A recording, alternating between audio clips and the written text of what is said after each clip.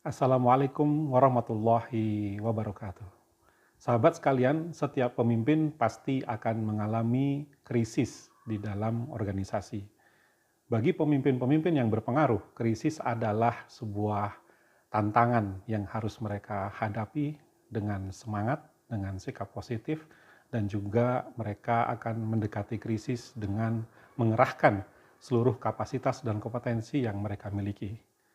Sahabat sekalian, salah satu krisis dalam organisasi yang akan dihadapi pemimpin tentu saja adalah krisis di bidang SDM.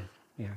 PR bagi para pemimpin hari ini adalah bagaimana mereka agar bisa meningkatkan dan memaksimalkan produktivitas SDM.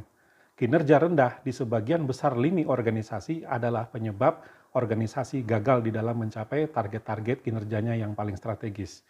Jadi pemimpin harus punya cara bagaimana mereka bisa membangun kinerja SDM yang kuat. Ya, jadi pemimpin tidak boleh menyerah ketika menghadapi persoalan di dalam kinerja SDM. Kemudian krisis yang kedua, sahabat sekalian, yang harus dihadapi pemimpin adalah krisis di dalam operasional atau di dalam proses bisnis. Ya, ada banyak hal yang bisa menjadi kendala-kendala di dalam organisasi kita. Ya, bagaimana target produksi misalkan tidak tercapai, bagaimana pengiriman selalu terlambat, ya bagaimana misalkan layanan pelanggan kita ya tidak memberikan hasil-hasil yang maksimal ya terhadap kepuasan pelanggan. Semuanya ini bermula dari proses bisnis. Maka pemimpin yang mampu mengatasi krisis, dia harus bisa menyelesaikan persoalan-persoalan di dalam operasional atau di dalam proses bisnis dari organisasi. Kemudian krisis yang ketiga tentunya adalah krisis pelanggan.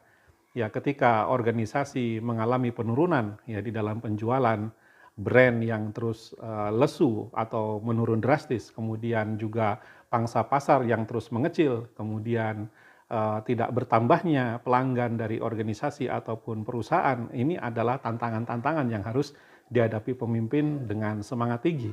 Dia harus bisa menemukan bagaimana cara-cara untuk mengakuisisi pelanggan secara berbeda dari yang sudah mereka lakukan selama ini. Kalau tidak, maka organisasi tidak akan bisa bertahan dalam jangka panjang. Kemudian krisis yang terakhir tentu saja adalah krisis keuangan.